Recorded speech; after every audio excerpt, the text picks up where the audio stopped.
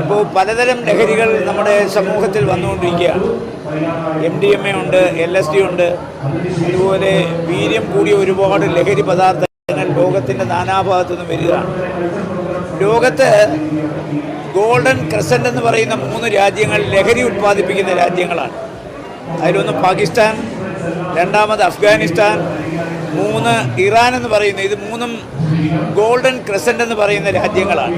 ഇവരുടെ ജോലി ലഹരി ഉൽപ്പാദിപ്പിച്ച് ലോകത്തിൻ്റെ നാനാഭാഗത്തും എത്തിച്ചു കൊടുത്ത് ഓരോ രാജ്യത്തും ആഭ്യന്തര കലാപം സൃഷ്ടിക്കുക എന്നുള്ളതാണ്. ഇനി ഗോൾഡൻ ട്രയാങ്കിൾ എന്ന് പറയുന്ന 3 രാജ്യങ്ങളുണ്ട്. അവരുടെയും ജോലി, പ്രധാന വ്യവസായം ലഹരി ഉൽപ്പാദനമാണ്. അതൊന്ന് മ്യാൻമർ, 2 കംബോഡിയ, 3 വിയറ്റ്നാം. ഇതാണ് ഗോൾഡൻ ട്രയാങ്കിൾ.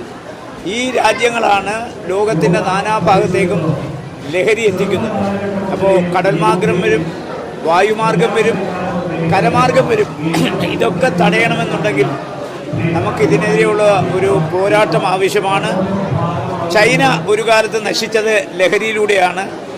ലാറ്റിൻ അമേരിക്കൻ രാജ്യങ്ങളായ മെക്സിക്കോയും അതുപോലെ തന്നെ കംബോഡിയ നശിച്ചത് ഇതിലൂടെയാണ്. അതുകൊണ്ട് ഇതിനൊരു അവസാനം കാണണമെങ്കിൽ ഈ ലഹരിക്കെതിരെ ഒരു കൊടുങ്കാറ്റ് തന്നെ ഉയർത്തിവിടാൻ കഴിയണം. ഇപ്പോൾ 3000-ഓളം ആളുകളെ അറസ്റ്റ് ചെയ്തിട്ടുണ്ട്.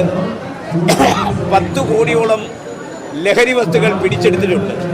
ഇനിയും കേരള ഗവൺമെൻറ് ശക്തമായി മുന്നോട്ട് പോകണം.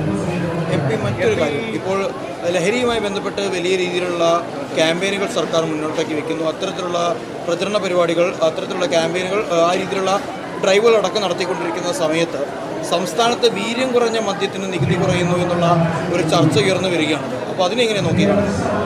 ഇന്നലെ കേരളത്തിൻ്റെ നിയമസഭയിൽ ബഹുമാന്യനായ മുഖ്യമന്ത്രി അതിന് വളരെ ക്ലാരിറ്റിയോടുകൂടി മറുപടി പറഞ്ഞിട്ടുണ്ട്.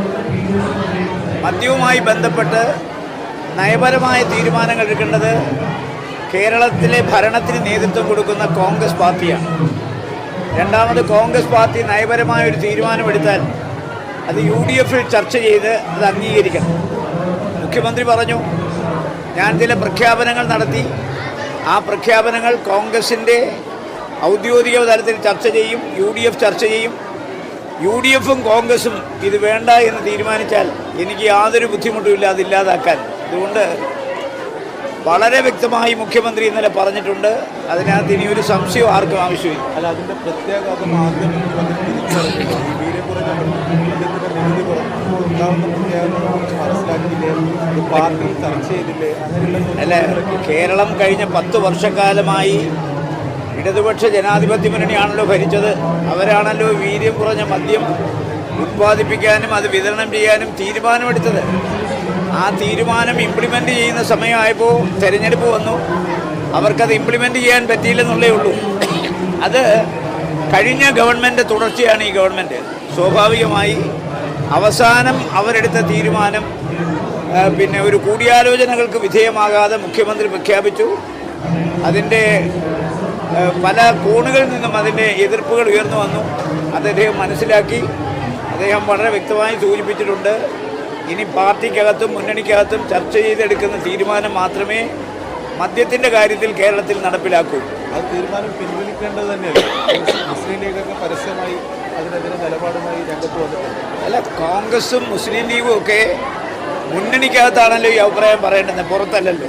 അപ്പോൾ അവർ മുന്നണിക്കകത്ത് പറഞ്ഞ് മുന്നണി ഒരു തീരുമാനമെടുത്താൽ ആ തീരുമാനം അനുസരിക്കാൻ കേരളത്തിലെ മുഖ്യമന്ത്രി ബാധ്യസ്ഥനാണ്. അതുപോലെ തന്നെ PM ശ്രീയിലും UDF-ൻ്റെ നേരത്തെ, അതായത് പ്രതിപക്ഷത്തിരുന്നപ്പോഴുള്ള നിലപാടിൽ നിന്ന് U-ടേൺ സംഭവിച്ചു എന്നതാണ്. അതായത് PM ശ്രീ പദ്ധതി നടപ്പിലാക്കില്ല എന്ന് ഇപ്പോഴും ക്ലാരിറ്റിയോടെ പറയാൻ വിദ്യാഭ്യാസ മന്ത്രിക്കോ മുഖ്യമന്ത്രിക്കോ സാധിക്കുന്നില്ല. വിമർശനമാണ് ഇടതുപക്ഷം ഉയർത്തിയിരിക്കുന്നത്. അല്ല, ഈ PM ശ്രീ പദ്ധതി എന്ന് പറയുന്നത് കേരളത്തെ സംബന്ധിച്ചിടത്തോളം അപകടകരമായ ഒന്നാണ്. നാഷണൽ എഡ്യൂക്കേഷൻ പോളിസിയുടെ ഭാഗമായിട്ടാണ് PM ശ്രീ പദ്ധതി നടപ്പിലാക്കുന്നത്.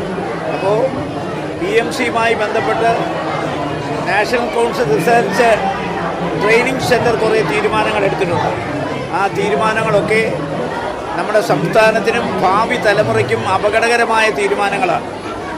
ആ തീരുമാനങ്ങൾ ഒരിക്കലും നടപ്പിലാക്കാൻ പാടില്ല. പക്ഷേ ഇവിടെ കേരളം ഭരിച്ചത് ഇടതുപക്ഷ ജനാധിപത്യ മുന്നണിയാണ്. പാർട്ടിക്കകത്ത് ചർച്ച ചെയ്യാതെ, മുന്നണിക്കകത്ത് ചർച്ച ചെയ്യാതെ, ക്യാബിനറ്റ് ചർച്ച ചെയ്യാതെ മുഖ്യമന്ത്രിയും വകുപ്പ് സെക്രട്ടറിയും വിദ്യാഭ്യാസ മന്ത്രിയും കൂടെ രഹസ്യമായി പോയി ഒപ്പിട്ടു. ആ ഒപ്പിട്ടത് CPI എതിർത്തത് കൊണ്ടാണ് മരവിപ്പിച്ച അവസ്ഥയുണ്ടായത്. അതുകൊണ്ട് UDF അധികാരത്തിൽ വന്നു. PM ശ്രീയെക്കുറിച്ച് പഠിക്കാൻ ഒരു ഉന്നതാധികാര സമിതിയെ ചുമതലപ്പെടുത്തിയിട്ടുണ്ട്. ആ സമിതി ഇന്നലെ യോഗം ചേർന്നു. കൂടുതൽ യോഗങ്ങൾ ചേരാനിരിക്കുന്നു.